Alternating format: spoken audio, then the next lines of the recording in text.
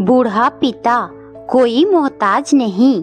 जया सुबह सुबह ससुर रामचरण जी को किचन में देखकर बोली, बाबूजी मुझे अभी टिफिन बनाना है, आप बाद में गर्म पानी करना।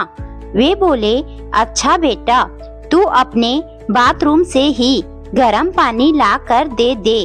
तब जया बोली, बाबूजी अभी बच्चों और आपके बेटे को गर्म पानी चाहिए है, आपको इतनी जल्दी क्या है नहाने की। तब ये बोले, जया बहू तू तो जानती है कि मैं नहा कर ही चाय पीता हूँ, फिर पूजा करके चालीसा करता हूँ। बाबूजी वैसे भी ठंड है, आप ऐसे ही चाय पी लो। तब बेटा रंजन हड़बड़ी में बोला, आज मेरी मीटिंग है, मुझे टिफिन दे दो। पापा आप बच्चों की पेरेंट्स मीटिंग में चले जाना, हम नहीं जा पाएंगे क्योंकि जया अकेले जाती नहीं है, इसी कारण आप ही चले जाना। अब वे जैसे ही तैयार होकर जाने लगते हैं, तभी जया बोली, बाबूजी आप बच्चों की फीस 2 महीने की जमा कर देना। तभी टीचर पेरेंट्स को टेस्ट कॉपी और रिजल्ट दिखाते हैं। इतने में वे बोले, जया बहू कितनी फीस है? तो जया बोली, दोनों की 7,500 है। आज बाबूजी जरूर जमा कर देना, नहीं तो प्रतिदिन के 50 रुपए बढ़ते हैं। ठीक है, मैं फीस जमा कर दूंगा। जब फीस के पैसे बहू जया से मांगे तो जया कहने लगी, बाबूजी अभी तो आप के पास होंगे, उसी से दे देना, ऐसा उसका रोज ही रहता है। बेटा बहू कभी बिजली जमा करने कहते, कभी सब्जी, कभी दूध लाने कहते। इस तरह उनकी पेंशन के 30,000 कब खत्म हो जाते पता नहीं चलता। उनके हर महीने पेंशन के पैसे महीने खत्म होने के पहले खत्म होने लगते। वो सोचते, चलो मेरे बच्चों पर भी खर्च हो रहा है, क्या हुआ रुपए नहीं बच रहे तो। फिर ठंड तेज होने से वे बेटे रंजन से बोले, बेटा मेरे कमरे के बाथरूम में गीजर फिट करा दो। अरे बाबूजी, आपके कमरे में गीजर लगाने की क्या जरूरत है, फिर बिल भी तो ज्यादा आएगा। आपको क्या, आपको तो बोल बस देना है, परेशानी तो हमें होगी, बिल बढ़ने लगेगा। फिर कमरे में रूम हीटर भी चलता है। तब वो बोले, बेटा पिछले साल पता है कि सर्दी की वजह से मुझे निमोनिया हो गया था, तुम लोग का क्या है, तुम लोग अपना देखते हो। तब वह बोल पड़ा, बाबूजी आप हमारे बाथरूम से नहाया करो, किसने मना किया है।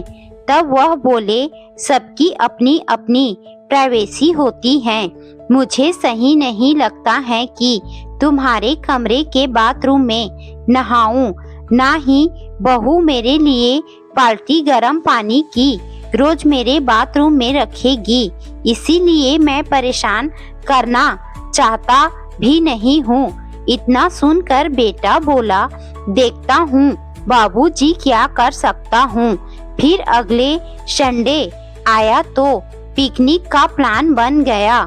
पति पत्नी दोस्तों की फैमिली के साथ पिकनिक घूम आए और गीजर के लिए कहते कहते ऐसे 10 दिन हो गए।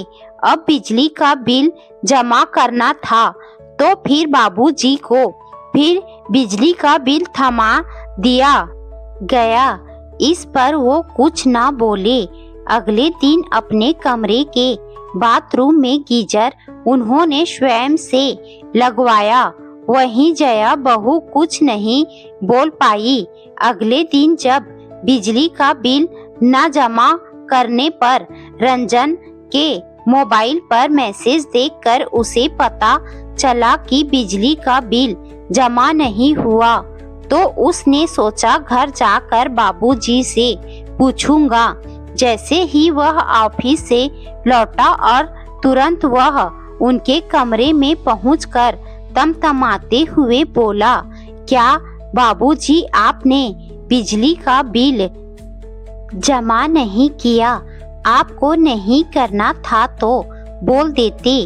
तब रामचरण जी ने कहा, बेटा आजकल ऑनलाइन सब बिल जमा हो जाते हैं, तो मैं वहाँ जाकर क्यों जमा करूँ? तू ही जमा कर दिया कर। वाह पिताजी, वाह क्या बात कही है, जैसे मैं नहीं कर सकता हूँ। वह ताली बजाकर व्यंग्यात्मक लहजे में बोला। तब जया बहू भी आ गई। वह भी बोलने लगी, क्या बिल जमा नहीं हुआ?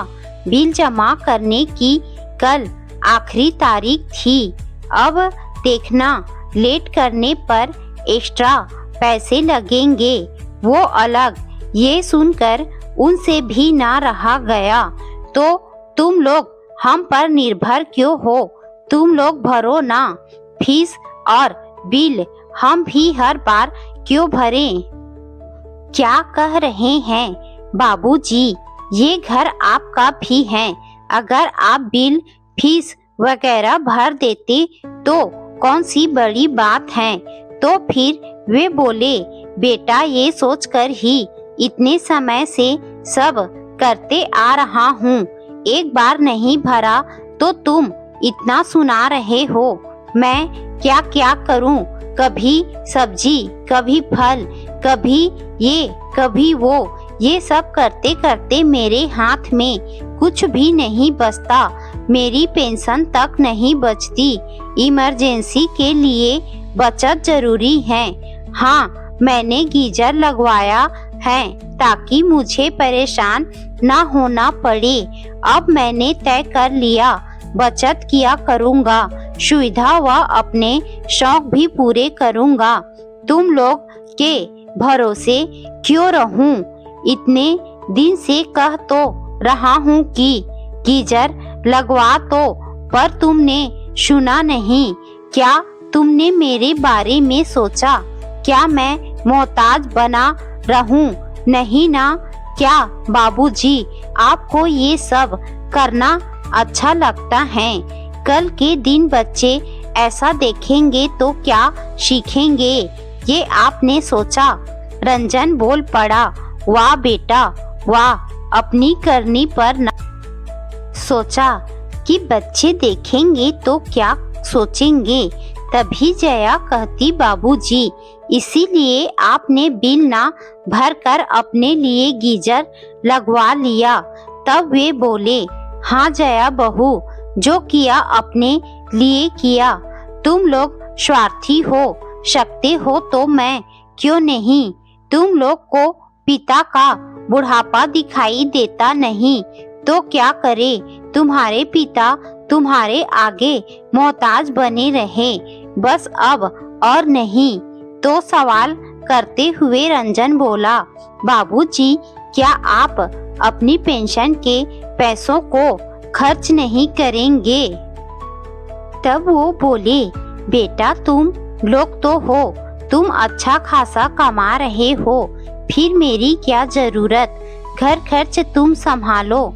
इतना सुनकर रंजन बोला, क्या मैं ही फर्ज निभाऊं और आप मजे करें? तो वो बोले, बेटा जब कोई मजबूरियां न समझे तो घी निकालने के लिए उंगली टेढ़ी ही करना पड़ती है, वही किया है।